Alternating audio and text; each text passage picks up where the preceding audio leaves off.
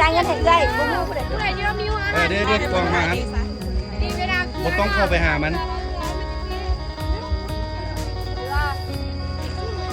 ค่อยๆกินเนื้อยัดให้มันเลือดละเว้นเด้อให้มันย่ำให้มันเบิดเกินแล้วค่อยยัดให้มันเลือดละเว้นเนี่ยเวลาจับสังเกตเบื้องมือเด้อจับนิ่มๆจริงๆเด้อถ้าจับจริงๆมันอาจจะกัดมือเราได้จับจริงๆเนี่ยถ้าสมมติว่ามันเหี้ยจริงๆเราห้ามเก็บมาพื้นเด้อปล่อยให้มันกินอยู่พื้นเลยปล่อยมันกินอยู่พื้นแล้วเราจับแผ่นไม้ให้มันเกลือมันเลยเนี่ยเอา ลองอีกก่อนลองอีกลองเบิ่ง ลองว่าเป็นยังแบบว่าหนังมาที่ไหนเอ๊